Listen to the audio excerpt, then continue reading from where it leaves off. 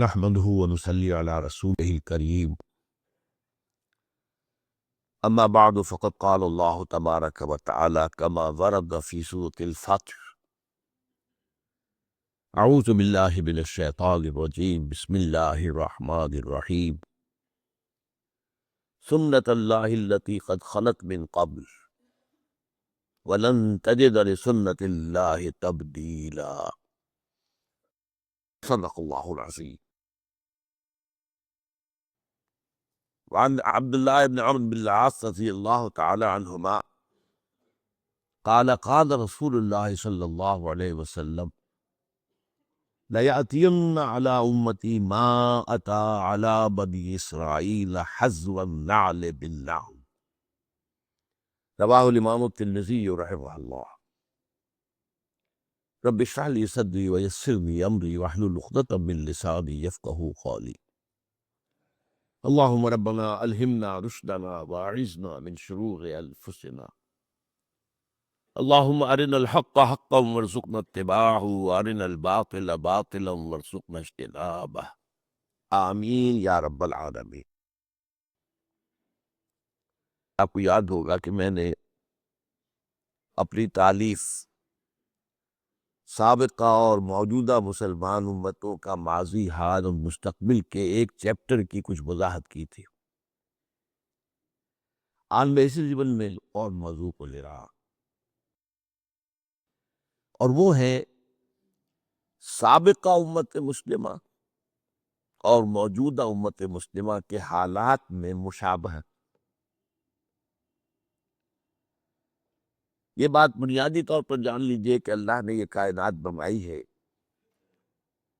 تو اس کے کچھ کائناتی قوانین بھی ہیں، کونی کائناتی قوانین، اس کے تحت یہ کائنات چل رہی ہے. یہ ضرور ہے کہ ہم یہ مانتے ہیں کہ اللہ جب چاہے ان قوانین کے اندر دخل اندازی کر سکتا ہے، ان کے اندر کوئی تبدیلی کر سکتا ہے. مثلا اس نے یہ قانون بنایا کہ آگ کو جلاتی ہے، یہ اس کا کام ہے، لیکن حضرت ابراہیم کو آگ نے نہیں جلایا اللہ کے حکم سے، یا نارو کونی بردن. تو یہ اللہ کا اختیار ہے، اس کو ہم کہتے ہیں معجزات. ہمارے ہاں کچھ لوگوں نے ان معجزات کا انکار کیا. سر سید احمد خان مرحوم اس کے سر خیل تھے. اس کے بعد ہمارے ہاں منکرین حدیث کا ایک فکر پھیلا ہے تو اس میں معجزات کا انکار بھی شامل ہے. وہ سمجھتے ہیں کہ قانون جو ہے طبعی وہ بالکل اٹل ہے، اس میں کوئی تبدیلی نہیں آ سکتی، کوئی اس کے اندر رکھنا نہیں آ سکتا. لیکن نہیں، ہم مانتے ہیں قوانین ہیں، انہی کے تحت کائنات چل رہی ہے، لیکن اللہ جب چاہے اس کے اندر دخل اندازی کر سکتا ہے. Divine intervention. اس کے ہاتھ بند نہیں گئے ہیں، بلکہ یہ کہ قانون بنانے کے بعد البتہ یہ ضرور ہے کہ وہ روز روز نہیں اس میں انٹرونشن کرتا. یہ شاذ واقعات ہوتے ہیں. ہمیشہ تو ایسا نہیں ہوا کہ آگ نہ جلائے، وہ تو ایک ہی واقعہ ہوا جہاں تک ہمارے علم میں. ورنہ تو موحدین تھے وہ حضرت عیسیٰ کے ماننے والے، جن کو کہ کھائیوں کے اندر قتل اصحاب الاخدود النار ذات الوقود اذ ہم علیہا قعود، ان کو جو ہے جلایا ہے، آگ کے طرف جلے. اسی طرح کچھ قوانین ہیں اخلاقی، مورل لاس، وہ بھی اس دنیا کے اندر ان قوانین میں تبدیلی نہیں ہوتی. پھر وہی بات، کہیں اللہ تعالیٰ کو خاص دخل دینا چاہے اس کا اختیار ہے، لیکن اخلاقی قوانین بھی ہیں کہ جن کے تحت یہ دنیا کا نظام چل رہا ہے. اور عام طور پر قوموں کے عروج اور زوال کے اندر ان اخلاقی قوانین کا بڑا دخل ہوتا ہے. اخلاق کو زوال آتا ہے تو قوم اور تہذیب جو ہے اس کو بھی زوال آ جاتا ہے. بہتر اخلاق والے لوگ پیدا ہوتے ہیں تو قوم کو اور تہذیب کو عروج حاصل ہوتا ہے. ایک تیسرا قانون یہ ہے کہ اللہ جو اپنے نبیوں کو بھیجتا رہا ہے اور پھر ان نبیوں کے ماننے والوں پر اگر کوئی امت مشتمل ہوئی ہے تو اس کے قوانین کیا ہے، اس کے قواعد کیا ہے، یہ بھی معید ہے، یہ بھی سنت اللہ ہے. چنانچہ ہم دیکھتے ہیں کہ ایک تو وہ سلسلہ ہے جو قرآن مجید میں آتا ہے کہ ایک قانون کے تحت قوم نوح ہلاک کی گئی، قوم ہود ہلاک کی گئی، قوم صالح ہلاک کی گئی، قوم شعیب ہلاک، آل فرعون ہلاک کیے گئے. صدوم اور عامورہ کی بستیاں ہلاک کی گئی. یہ ایک ہے گویا کہ تاریخ اپنے آپ کو دہراتی رہی دہراتی رہی دہراتی رہی دہراتی رہی. اللہ نے رسول بھیجا، قوم نے رد کر دیا، اللہ نے عذاب بھیج دیا. پھر بھیجا، پھر قوم نے رد کر دیا، پھر مختلف قوموں کا معاملہ ہوا. البتہ یہ کہ امتوں کا معاملہ جو ہے، اگرچہ ہم اصولاً تو یہ مانیں گے کہ امتیں بھی اور بہت سی ہوئی ہوں گی جن کا ذکر قرآن میں نہیں ہے، اس لیے کہ قرآن مجید میں یہ تو بات ہے کہ ہم نے ہر قوم کے لیے ایک ہادی بھیجا، وَلِكُلِّ قَوْمٍ ہاد، اور کوئی بستی ایسی نہیں ہے الا خلا فیہا نذیر کہ جس میں کوئی نہ کوئی خبردار کرنے والا نہ آیا ہو.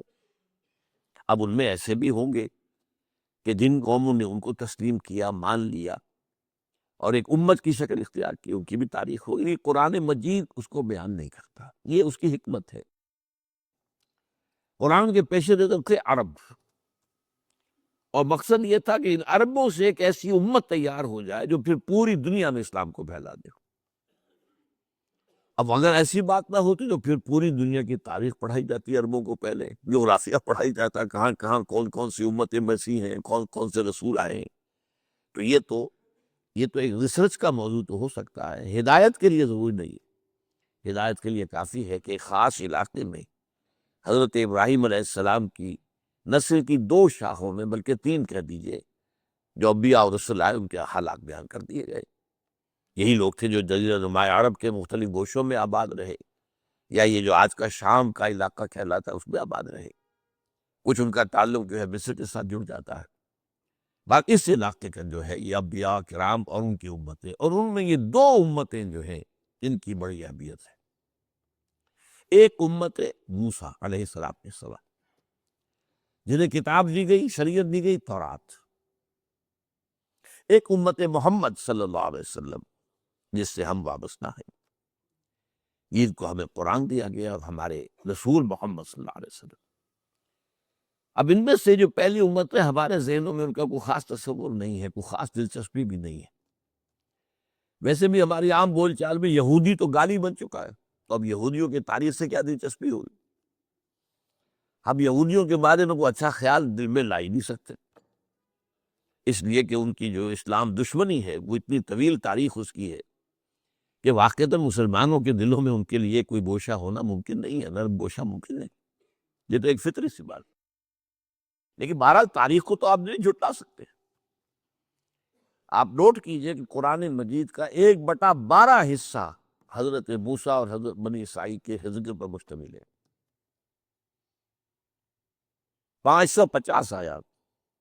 مولانا حفظ الرحمن سہاروی رحمۃ اللہ علیہ نے جو قصص النبیین کتاب لکھی تھی، اس میں ہر نبی سے متعلق جتنی آیات قرآن میں آئی ہیں ان کی تعداد بھی دے دی. 555 آیات حضرت موسیٰ اور بنی اسرائیل نے. تو اس سے اس کا اہمیت اندازہ کیجئے. وہ جو میں نے بارہا ایک شعر آپ کو سنایا ہے غالب کا، کہ ریختہ کہ ایک تم ہی استاد نہیں ہو غالب، کہتے ہیں اگلے زمانے میں کوئی میر بھی تھا، وہ بھی بڑا شاعر تھا.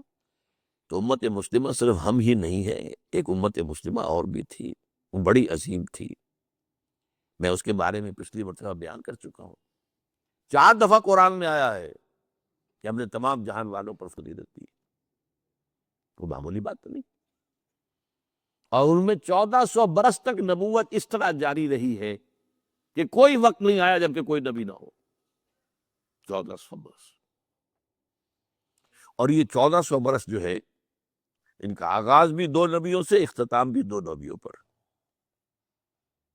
آغاز موسیٰ اور ہارون سے علیہ السلام، اور اختتام عیسیٰ اور یحییٰ پر علیہ السلام. تو اندازہ کیجیے اس کو. پھر ایک اعتبار سے کہ یہ وہ قوم ہے 3500 برس کی تاریخ جو ہے، آپ ذرا نوٹ کیجیے، 3500 برس کی تاریخ ان کی موجود ہے، مدون پہ لکھی ہوئی ہے. اور کون سی قوم ہے دنیا کی جس کی تاریخ اس طرح مدون؟ تو آج جو میں بیان کرنے لگا ہوں وہ یہ ہے کہ حضور نے فرمایا کہ مسلمانوں تمہارے اور ان کے مابین بہت مشابہتیں ہوں گی. یہ گویا کہ سنت اللہ جو ہے انبیاء کے بارے میں، رسولوں کے بارے میں، اور پھر ان کی امت جو صاحب امت رسول ہوں ان کی امتوں کے بارے میں بعض حقائق جو ہیں ان کو سمجھ لینا چاہیے کہ ان میں بڑی مشابہت ہے۔ مثلا میں نے ایک حدیث آپ کو سنائی، حضرت عبداللہ بن عمرو بن العاص رضی اللہ تعالیٰ عنہما سے یہ مروی ہے اور ترمذی شریف میں ہے، لَيَأْتِيَنَّ عَلَىٰ أُمَّتِي مَا أَتَىٰ عَلَىٰ بَنِي إِسْرَائِيلَ حَذْوَ النَّعْلِ بِالنَّعْلِ، لازماً آ کر رہیں گے میری امت پر بھی وہ سب حالات جو بنی اسرائیل پر آئے، بالکل ایسے جیسے ایک جوڑے کی دو جوتیاں ایک دوسرے سے مشابہ ہوتی۔ اس میں فصاحت اور بلاغت کا بھی کمال ہے، ادبیت کا بھی کمال ہے اس حدیث میں۔ جوتوں کی مشابہت جو ہے یہ آپ ذرا غور کیجئے کہ جوتوں کو جوتے رکھے ہوئے ہیں تو ان میں پنجے کے رخ کے حساب سے فرق نظر آئے گا، وہ یوں ہوں گے۔ تلوے ملا دیجئے تو بال برابر کا فرق نہیں ہے۔ تو ظاہر بات ہے کہ 2000 برس کا فصل ہے ان دو امتوں کے مابین، 2000 برس، تو حالات تو فرق و تفاوت تو ہوگا۔ اس امت کی تاریخ 1400 قبل مسیح سے شروع ہوتی ہے اور اس امت محمد کی تاریخ 600 بعد مسیح سے شروع ہوتی ہے، 1400 جمع 600 2000 سے۔ تو مشابہت ہے لیکن فرق بھی ہے، لیکن ایسا ہی ہے جیسے جوتوں کے درمیان اوپر سے دیکھو گے تو فرق نظر آئے گا رخ کے اعتبار سے، اور اگر تلوے جوڑ دو گے، ان بٹوین دی لائنز پڑھو گے تو تمہیں معلوم ہوگا حزب النعل بالنعل، جس کے لیے میں کہا کرتا ہوں کاربن کاپی جیسے ایک ہوا کر، آج کل تو ختم ہوا کاربن پیپر وغیرہ، فوٹو اسٹیٹ اور یہ اور وہ لوگ کیا کچھ ایجاد ہو گیا ہے۔ ایک زمانے میں تو کاربن پیپر ہوتا تھا، اس کے اوپر کاغذ رکھ کے لکھ رہے، نیچے بھی اتر آیا، اب اس میں فرق تو نہیں ہو سکتا کاربن کاپی کے اندر۔ تو اگر بٹوین دی لائنز دیکھیں گے تو کاربن کاپی۔ اچھا ایک اور پہلو کا بھی، وہ میرا آج کا اصل موضوع نہیں ہے لیکن میں اشارہ کر دوں، ایک تو یہ ہے کہ امت پر حالات کون سے وارد ہوں گے، وہ تو اس حدیث میں، امت میں کون سے گمراہیاں پیدا ہوں گی یہ ایک دوسرا موضوع، یہ بھی قرآن مجید میں بیان ہوا۔ یہ جو 10 رکوع ہیں، 5ویں رکوع سے لے کر 15ویں رکوع تک سورہ بقرہ کے، جس میں ایک طویل فرد جرم عائد کی گئی ہے بنی اسرائیل، تم نے یہ کیا، یہ کیا، یہ کیا، یہ کیا، یہ کیا، یہ کیا، جس کے نتیجے میں تم معذور کیے جا رہے ہو، اور اب تمہاری جگہ امت محمد کو ہم نصب کر رہے ہیں۔ اور اس سب کے اندر بٹوین دی لائن دیکھ لیجئے تو معلوم ہوگا ساری گمراہیاں جو وہاں پیدا ہوئی تھی یہاں بھی پیدا ہوئی، جو کہ تم، وہ بھی حزب النعل بالنعل، اعتقادی، اخلاقی، ہر طرح وہ ساری گمراہیاں جو وہاں کی یہاں بھی ہوئی۔ البتہ اس حدیث کے اندر اور ایک دوسری حدیث میں نقشہ اور کھینچا گیا ہے۔ ایک حدیث ہے کہ جو مسند احمد کی ہے، لَتَتَّبِعُنَّ سُنَّ مَنْ كَانَ قَبْلَكُمْ، تم لازم اے مسلمانوں پیروی کرو گے انہی راستوں کی جن پر تم سے پہلے لوگ چلے تھے، حَتَّى لَوْ دَخَلُوا فِي جُحْرِ ذَهَبٍ لَدَخَلْتُمْ مَعَهُمْ، اگر وہ کسی گوہ کے بل میں گھسے تھے تو تم بھی گھسو گے۔ قالوا یا رسول اللہ اَیَہُودُ وَالنَّصَارَىٰ، حضور یہ کن کا ذکر کر رہے ہیں، ہم سے پہلے کون گزرے، کیا یہود اور نصارے؟ قال فمن اذن، اور نہیں تو اور کون، وہ نہیں تو کون؟ اور یہ دوسری حدیث کا میں نے ایک ٹکڑا آپ کو سنایا، لَيَأْتِيَنَّ عَلَىٰ أُمَّتِي مَا أَتَىٰ عَلَىٰ بَنِي إِسْرَائِيلَ حَزْوَ النَّعْلِ بِالنَّعْلِ، اس میں ایک اور سخت ترین بات کہی گئی ہے، حَتَّىٰ إِن كَانَ مِنْهُمْ مَنْ أَتَىٰ أُمَّهُ عَلَانِيَةً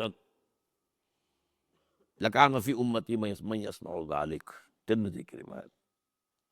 اگر اس سابقہ امت میں کوئی ایسا بد نصیب، بدبخت، شقی اٹھا جس نے اپنی ماں کے ساتھ علانیہ بدکاری کی، تو تم میں سے بھی لازم کوئی نہ کوئی ایسا بدبخت اٹھے گا۔ یہ میں آپ کو بتا رہا ہوں، یہ جو کچھ قوانین ہے، ان قوانین کے تحت، جسے ہم کہتے ہیں تاریخ اپنے آپ کو دہراتی ہے۔ اب آج کا وراثت موضوع کیا ہے؟ سابقہ امت کی تاریخ کا ایک سکیچ لیجئے، اور اس میں دو ان پر عذاب کے بڑے سخت دور آئے، ان کا تذکرہ۔ اس کو کمپیئر کیجئے امت محمد کی تاریخ سے، اور اس میں بھی بعین ہی وہی دور، کاربن کاپی۔ ایک تیسرا دور اب شروع ہو رہا ہے، اس کا میں ذکر بعد میں کروں گا، وہ آج کا میرا موضوع نہیں ہے۔ حضور کی بعثت کے زمانے تک دو دور آ چکے تھے عروج کے، دو دور زوال کے یہود پر۔ اس کے بعد ایک تیسرا دور اس صدی کے، پچھلی صدی کے آغاز میں شروع ہوا عروج کا، جس کی شکل ہمیں نظر آ رہی اسرائیل، اور جیسے ڈنکے کی چوٹ وہ کھڑا ہے، اور جس طریقے سے جو چاہتا ہے فلسطینیوں کے ساتھ کر رہا ہے، یہ طاقت اس کی۔ بہرحال وہ آج کا موضوع نہیں۔ اب یہ نقشہ ذہن میں جمائیے، دیکھیے اگرچہ بنی اسرائیل کی تاریخ قوم کی حیثیت سے وہ 1800 قبل مسیح سے شروع ہو گئی تھی۔ قوم کیا ہوتی ہے؟ ایک باپ کی نسل، حضرت اسرائیل یعنی حضرت یعقوب، ان کے 12 بیٹے، یہ بنی اسرائیل۔ یہ آباد تھے فلسطین میں، پھر حضرت یوسف کا جو واقعہ ہوا اس کے بنا پر یہ منتقل ہو گئے مصر میں، کئی 100 برس وہاں رہے۔ لیکن یہ قوم تو تھے، ابھی امت نہیں تھے۔ امت بنے ہیں 1400 قبل مسیح میں، جبکہ انہیں تورات دی گئی، کتاب کے ساتھ ہوتا ہے معاملہ۔ وَلَقَدْ آتَيْنَا مُوسَىٰ الْكِتَابَ وَجَعَلْنَاهُ هُدًى لِبَنِي اسرائیل۔ جب یہ بنی اسرائیل کو کتاب دے دی گئی، اب وہ امت ہے ایک۔ تو 1400 قبل مسیح سے تاریخ شروع ہوئی۔ اس میں ابتدائی دور ان کا جو ہے حضرت موسیٰ اور ہارون علیہ السلام کا، اس میں یہ واقعہ کو ہو گیا کہ آل فرعون ہلاک ہو گئے، اور بنی اسرائیل مصریوں کی غلامی سے نکل کر اور صحرائے سینا میں آ گئے۔ لیکن اس کے بعد جب ان سے قتال کے لیے کہا گیا، اس کوڑا جواب دے دیا، تو 40 برس کی سزا تو انہیں نقم مل گئی کہ اب یہ ارض مقدس جو ہے فلسطین، جو انہیں ہم ابھی دے دیتے اگر یہ بزدلی نہ دکھاتے، اب یہ 40 برس تک حرام رہے گی۔ 40 برس کے بعد حضرت یوشع ابن نون، خلیفہ اول حضرت موسیٰ کے، ان کی سرکردگی میں انہوں نے جنگ کی اور فلسطین فتح کیا۔ لیکن جو سب سے بڑی غلطی کی وہ یہ کہ ایک مرکزی حکومت قائم نہیں کی، 12 قبیلوں نے 12 حکومتیں بنا دی۔ کتنا چھوٹا سا تو علاقہ ہے، فلسطین کوئی بہت بڑا ملک تو نہیں، تو 12 حکومت۔ اب ان کا آپس میں جھگڑا، لڑائی، دنگا فساد، ایک دوسرے کے خلاف ایک دوسرے کی مدد، اور پھر ایک دوسرے کے خلاف مدد کے لیے باہر والوں سے، غیروں سے، مشرکین سے مدد لینا۔ تو یہ بہت تباہ ہو گئے تھے تقریباً 300 برس بعد حضرت موسیٰ کے۔ اس کے بعد پھر یہ ہے کہ انہوں نے جو اس وقت کے نبی تھے ان سے کہا کہ ہمیں کوئی سپہ سالار، کوئی بادشاہ ہمارا مقرر کر دے تاکہ ہم جنگ کریں۔ اب تو حضرت طالوت کو اللہ تعالیٰ نے مقرر کیا، پھر ان کی جنگ ہوئی جس کا سورہ بقرہ میں ذکر ہے۔ حضرت داؤد نے جالوت کو قتل کیا۔ یہاں سے ان کا خلافت راشدہ کا دور شروع ہوتا ہے۔ یعنی نوٹ کیجئے، ہماری خلافت راشدہ حضور کے دور کے ساتھ متصل ہے۔ ان کی خلافت راشدہ اور ان کے دور نبوت کے درمیان 300 برس کا فاصلہ ہے۔ پہلا فرق نوٹ کر لیجیے۔ لیکن مشابہت کا حال کیا ہے؟ ہمارے ہاں بھی 3 خلافتیں متفق علیہ چلی، ابو بکر، عمر، عثمان۔ حضرت علی کی خلافت میں خلاف ہو گئے، وہاں بھی 3، طالوت، داؤد، سلیمان، یہ 3 کا دور ہے 100 برس کا۔ یہ ان کی خلافت راشدہ ہے۔ اس کے بعد تقسیم ہو گئی حضرت سلیمان کے بعد، اب یہ 2 سلطنتیں بننے کا۔ ایک شمالی تھی چھوٹی، اسرائیل اس کا نام تھا، سامرا اس کا دارالخلافہ۔ ایک جنوبی بڑی تھی، یہودا، یروشلم اس کا صدر مقام تھا۔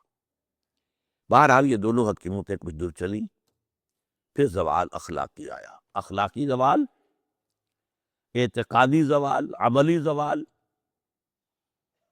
اس کے نتیجے میں اللہ کا عذاب نمبر 1۔ یہ جو دور ہے خلافت راشدہ ان کا، یہ 1000 قبل مسیح سے 900 قبل مسیح تک ہے۔ یہ الٹی گنتی چلے گی نا، ابھی قبل مسیح چل رہی ہے، ورنہ تو ہم 900 کے بعد 1000 آنا چاہیے تھا، یہ 1000 پہلے آیا ہے، 900 بعد میں آیا۔ لیکن اس کے بعد 700 قبل مسیح میں اشیریوں نے حملہ کیا، وہ شمال سے آئے، سیریا کا ملک جو ہے شمال میں، سلطنت اسرائیل ختم ہو، قتل ہوئے، بے شمار مارے گئے۔ لیکن یہ یہودا کی سلطنت باقی رہی تقریباً 200 سال بعد، 587 قبل مسیح میں یہ بھی برباد۔ نبوکڈنضر مشرق سے آیا، نوٹ کر لیجئے، سیرین شمال سے آئے تھے، نبوکڈنضر یہ نمرود تھا، نمرود، یہ جو عراق کے بادشاہ تھے یہ نمرود کہلاتے تھے، نماردہ، جیسے مصر کے فراعنہ، یہ نماردہ، تو نبوکڈنضر مختصر اس کو کہتے ہیں اردو میں۔ اور حضرت سلیمان نے جو معبد بنایا تھا، جو مسجد بنائی تھی، وہ اسے ٹیمپل کہہ دیتے ہیں، ہم تو مسجد کہیں گے، حضرت سلیمان کی بنائی ہوئی چیز، اس کو اس نے مسمار کیا، لاکھوں یہودیوں کو قتل کیا، لاکھوں کو قیدی بنا کر لے گیا بیبیلونیا، عراق میں، وہاں جا کر وہ جیسے کہ باڑے بنا دیے جاتے ہیں بکریوں کے، ان باڑے بنا دیے گئے، ان کے اندر ڈال دیا گیا۔ یہ تباہی اور بربادی زبردست تھی جس کا قرآن مجید میں ذکر کیا گیا۔ ہیکل سلیمانی کی ایک اینٹ بھی سلامت نہیں رہی، اور ایک انسان بھی زندہ نہیں بچا، یا قتل اور یا کیپٹیو بنا کر کیپٹیوٹی میں رکھ۔ اسی زمانے میں حضرت عزیر کا واقعہ ہوتا ہے، وہ آئے، انہوں نے دیکھا اس بستی کو، کوئی متنفس نہیں، کوئی سلامت، تو کہہ بیٹھے کیفا یحیی اللہ ہذہ بعد موتہا، اللہ اس بستی کو اب دوبارہ کیسے آباد کرے گا؟ یہ گویا کہ ایک طرح سے ایک شک کی بات تھی نا، جیسے حضرت ابراہیم نے بھی کہا تھا رب ارنی کیف تحیی الموتیٰ، مجھے دکھا دے تم کس طرح زندہ کرے گا مردوں۔ اللہ نے 100 سال کے لیے انہیں سلا دیا، بلکہ موت طاری کرنا، اماتہ اللہ 100 عام، پھر انہیں اٹھایا۔ اس 100 سال میں انقلاب آ گیا تھا عراق میں، ایران میں ایک زبردست شہنشاہ کھڑا ہوا، سائرس کیخورس ذوالقرنین، اس نے عراق پر حملہ کیا اور ان کو اجازت دی جاؤ تم اپنے شہر کو جاؤ، اپنے ملک میں جاؤ، اور اس کے بیٹے داریس نے بہت مدد بھی کی، پیسے بھی بہت دیے، ساز و سامان بھی دیا، جاؤ آباد ہو جاؤ تم فلسطین میں۔ یہ واپس آئے، یہ ہے کوئی 100-150 برس کا عرصہ کیپٹیوٹی کے اندر گزرا۔ اسی کے دوران 100 برس حضرت عزیر، ان پر اللہ نے موت طاری کیے رکھے۔ اب وہ آپ جاگے ادھر سے، اب ان کا واپس آنا شروع ہوا، تو ان میں پھر حضرت عزیر علیہ السلام نے توبہ کی منادی کی، ریپنٹ، توبہ کرو، رجوع کرو، پلٹو اللہ کی جناب میں۔ انہوں نے اس کو لبیک کہا، اس دعوت کو، تو اللہ نے ان کو پھر ایک عروج دیا۔ نوٹ کر لیتے، پہلا عروج خلافت راشدہ ان کی، 1000 قبل مسیح سے 900 قبل مسیح تک۔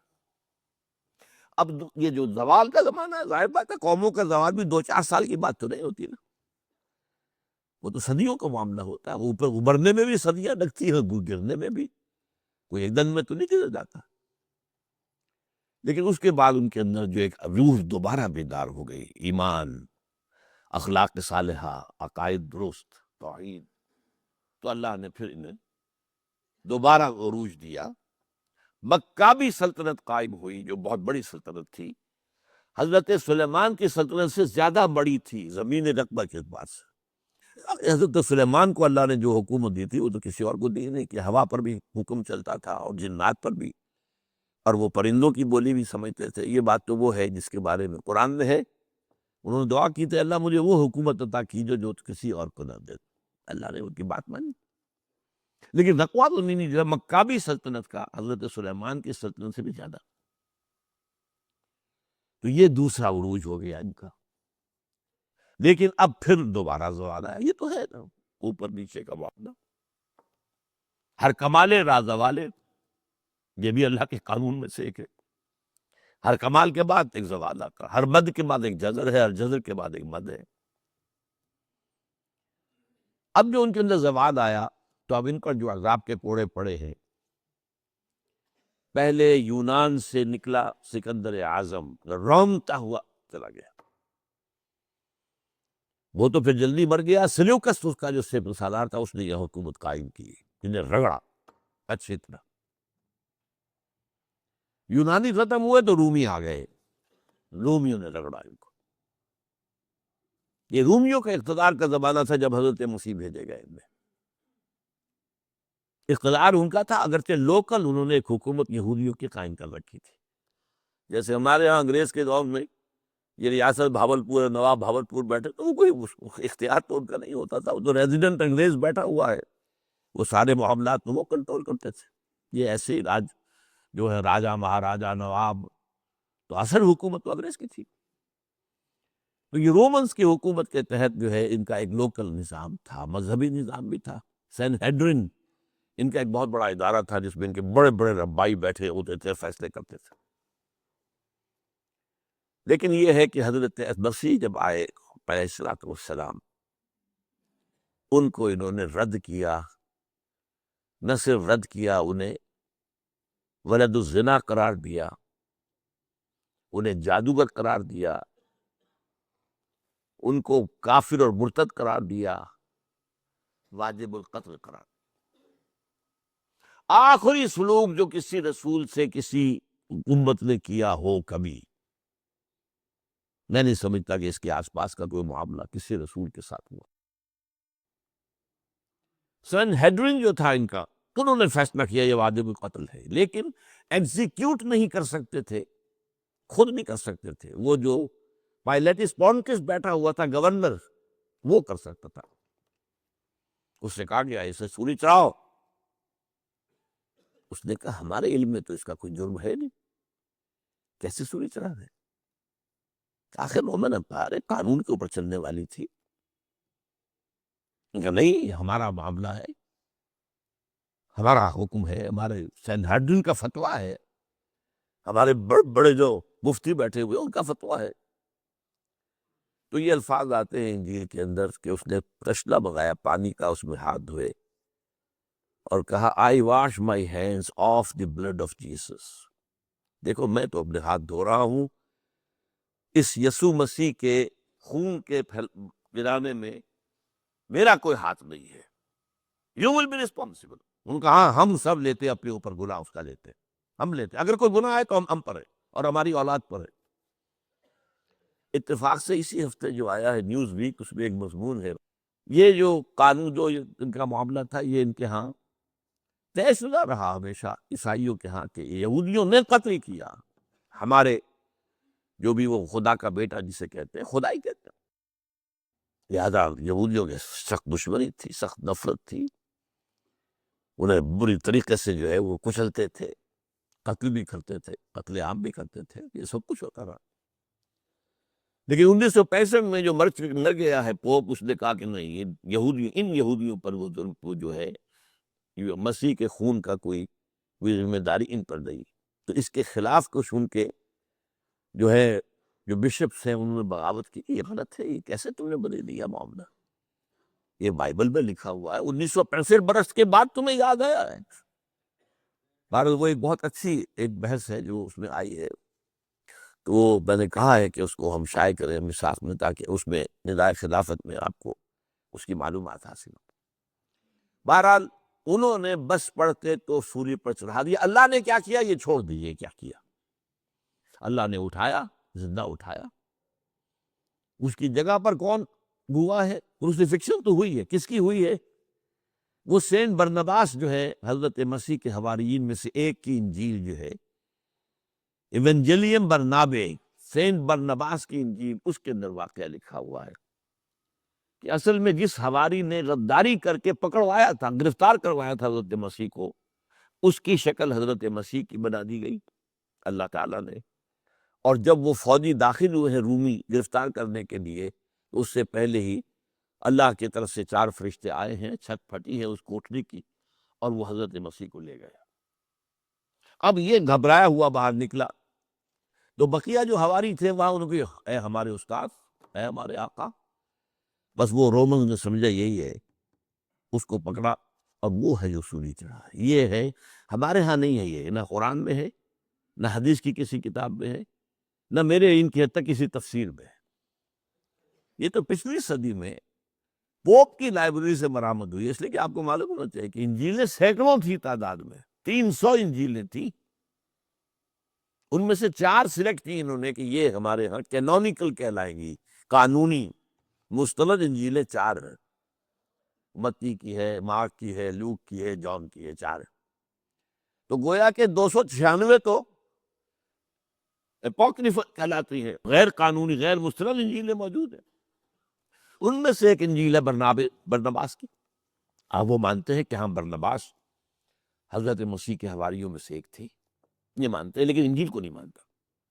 وہ کہہ رہے ہیں کسی مسلمان نے لکھی ہے، مسلمان نے لکھی ہوتی تو مسلمانوں کے علم میں ہوتی، مفسرین نے کئی حوالے دیے ہوتے۔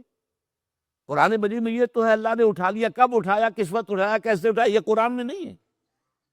عقیدہ ہمارا ہے اللہ نے زندہ اٹھایا ہے، وہ دوبارہ آئیں گی، ان پر موت وارد نہیں ہوئی۔ بہرحال وہ تو معاملہ ختم ہوا، اس کو سولی دے دی گئی۔ اس کے بعد حضرت مسیح علیہ السلام کے رفع سماوی کے 40 برس بعد سن 70 عیسوی میں اب عذاب کا دوسرا کوڑا آیا، زبردست۔ انہوں نے کچھ بغاوت کی تھی، ان کے ہاں ایک انڈر گراؤنڈ موومنٹ چل رہی تھی رومیوں کے خلاف، زیلوٹس کہلاتے تھے، زیلوٹس۔ انہوں نے بغاوت کی، ٹائٹس رومی جنرل نے پھر جو ان کو 1,33,000 یہودی ایک دن میں قتل کیا یروشلم میں۔ اور انہوں نے جو دوسرا بنا لیا تھا حضرت عزیر کے بعد علیہ الصلوۃ والسلام، دوسرا جو ان کا جو ہیکل سلیمانی، سیکنڈ ٹیمپل جسے کہتے، وہ گرا دیا، اور یہودیوں کو نکال دیا گیا، نکل جاؤ یہاں سے، کوئی یہودی فلسطین میں نہیں رہے گا۔ یہ کہلاتا ہے ان کا ڈایاسپورا۔ اب یہ چلے گئے، کوئی روس میں چلے گئے، کوئی سینٹرل یورپ کے ملکوں میں چلے گئے، کوئی شمالی افریقہ میں چلے گئے، ترکی میں آ کے آباد ہو گئے، ہندوستان میں آ گئے، کراچی میں بھی ایک مجلس ہے سینیگوگ ان کی، مسجد بنی اسرائیل، تالا لگا رہتا ہے اس میں، لیکن معلوم ہوتا ہے یہاں بھی کوئی یہودی آ گئے تھے۔ اب کوئی نہیں غالباً ہوا موجود۔ ایران میں تو اب بھی ہے بہت سے، اصفہان کے اندر بڑی ان کی حیثیت ہے، کاروبار تجارت وغیرہ میں ان کا بڑا اول دخل ہے۔ اور وہیں سے آتا بھی حدیث میں کہ 70,000 یہودی اصفہان سے دجال کے ساتھ شریک ہوں۔ ترکی میں ہے، ترکی میں بڑی عمدہ حیثیت میں ہے یہ، لیکن بہرحال فلسطین سے ان کا نکلنا ہوا 70 عیسوی، اور یہ کب تک جاری رہا؟ یہ 1917 عیسوی تک جاری رہا۔ کتنے ہو گئے؟ 1835 30 کتنے ہو گئے؟ ان کا داخلہ وہاں بند تھا۔ ہاں، جب حضرت عمر کے ہاتھوں فتح ہوا یروشلم اور عیسائیوں نے ہینڈ اوور کیا، انہوں نے شرط لگوائی، معاہدہ جو ہوا ہے، آپ یہاں کسی یہودی کو آباد نہیں ہونے دیں گے۔ حضرت عمر نے کہا ٹھیک ہے، یہاں آباد نہیں ہونے دیں گے، لیکن ان کو یہ اجازت ہوگی کہ وہ آئیں، اپنے مقامات مقدسہ کی زیارت کریں اور چلے جائیں۔ وہ کوئی جائیداد نہیں خرید سکیں گے، کوئی مکان، کوئی کھیت، کچھ نہیں۔ سیٹلمنٹ کی اجازت نہیں ہوگی۔ سیٹلمنٹ کی اجازت ہوئی ہے 1917 میں بالفور کے ذریعے، وہ میں پھر اس اگلی بحث میں بیان کروں گا کہ یہ کیا معاملہ ہوا، کس طور سے۔ یہ جو خاکہ بنا ہے، 2 عروج 2 زوال۔ پہلا عروج 1000 قبل مسیح سے 900 قبل مسیح تک ان کی خلافت راشدہ۔ پہلا زوال ایسیرینز کے ہاتھوں جو شمال سے آئے، نیبوکڈ نظر کے ہاتھوں جو مشرق سے آئے، تباہی اور بربادی۔ دوسرا عروج مکابی پاور، دوسرا زوال at the hands of the European powers, the Greeks and the Romans. یہ نقشہ اب دیکھیے، نقشہ امت مسلمہ کا. امت مسلمہ کا پہلا عروج عربوں کی زیر قیادت، حضور عرب، خلافت خلفائے راشدین عرب، بنو امیہ عرب، بنو عباس عرب، یہ عربوں کے زیر اثر. اور عباسی حکومت بہت زبردست حکومت تھی، اس میں کوئی شک.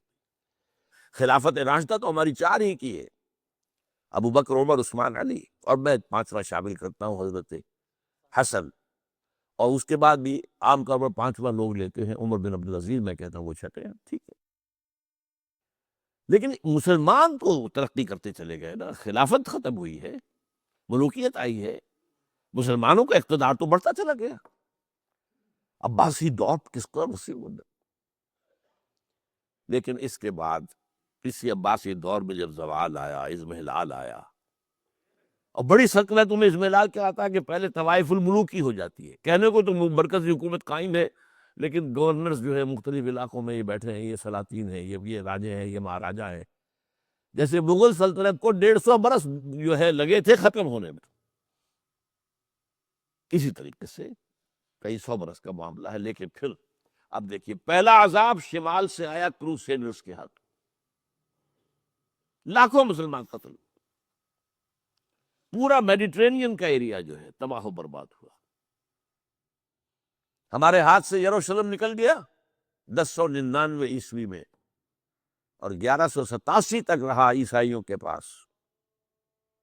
1187 میں کرد صلاح الدین ایوبی نے واپس لیا ہے. عرب مر چکے تھے، کھوکھلے ہو چکے تھے، کھونے والے عرب تھے، واپس لینے والے عرب نہیں تھے، کرد تھے.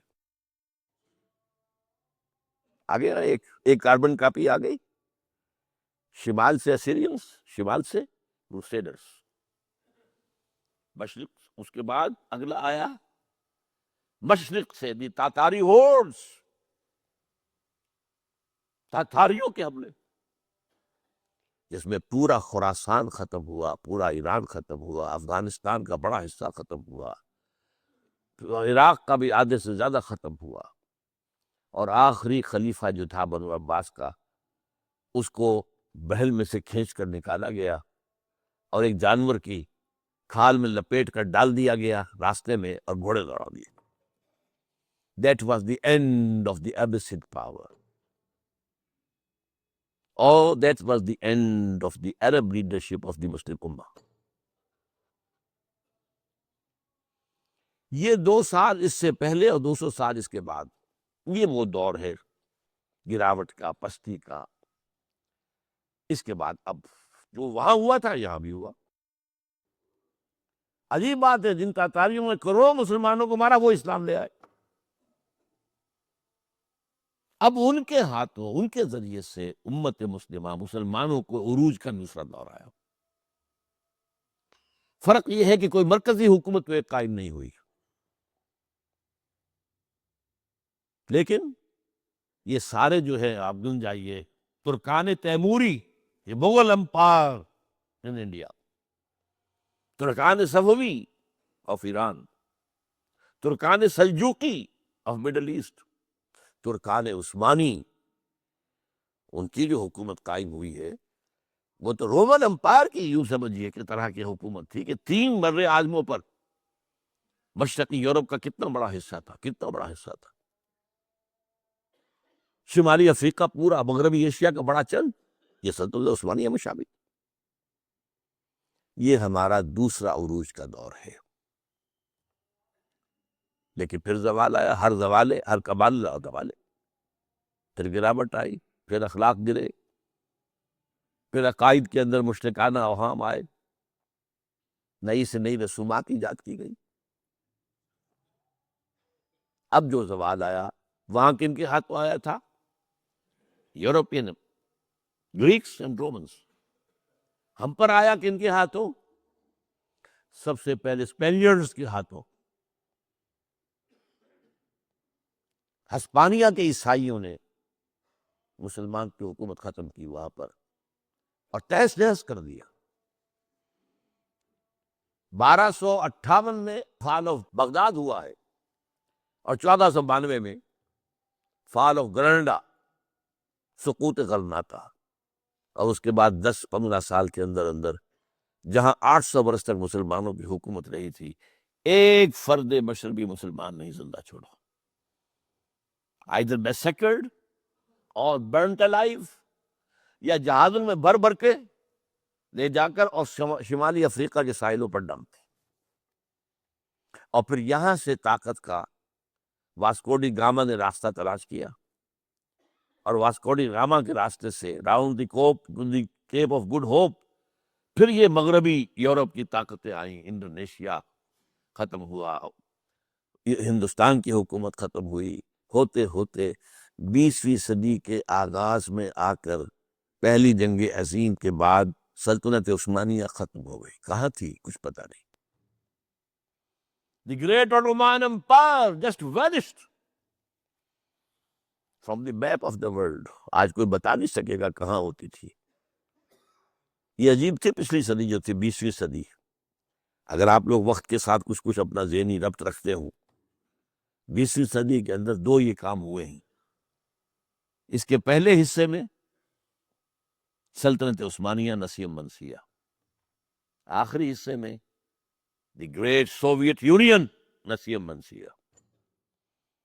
اب کوئی نہیں بتا سکتا سوویت یونین کہاں ہوتی تھی، نئے نقشوں میں کون بتا سکے گا؟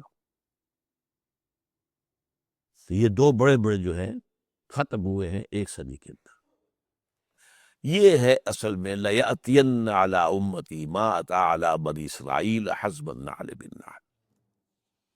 میری امت پر بھی وہ تمام حالات وارد ہو کر رہیں گے جو بنی اسرائیل پر ہوئے تھے، بالکل ایسے جیسے ایک جوڑے کی ایک جوتی دوسری جوتی سے مشابہ ہوتی ہے، کاربن کاپی۔ یہ ہے 2 امتوں کا معاملہ۔ یہ تھوڑی سی جو گفتگو میری ہے اس کتاب میں نے اس کو ذرا، اب اگر آپ اس کو پڑھیں گے تو آپ کے ذہن نشین ہوتی جائے گی، ہر چیز وہ نقشہ آپ کے ذہن میں بن جائے گا۔ یہ 3000 برس کی تاریخ بنی اسرائیل کی، کیونکہ میں نے جو کہا تھا 3400 یا 3500 برس، وہ شروع کی ان کی قومی تاریخ بھی شامل کی تھی، ورنہ یہ کہ 2000 برس ان کے ہیں امت کی حیثیت سے حضور کی آمد تک، 2000 سال، 1400 قبل مسیح سے 600 بعد مسیح۔ بہرحال حضور کے وقت تک یہ 4 ادوار ان پر آ چکے تھے۔ اس کے بعد جو ایک دور آیا ہے، اور مسلمانوں پر بھی اس کا ایک جو ہے کاربن کاپی اس کی آ رہی ہے۔ اقول قولی ھذا واستغفر اللہ لی ولکم ولسائر المسلمین والمسلمات۔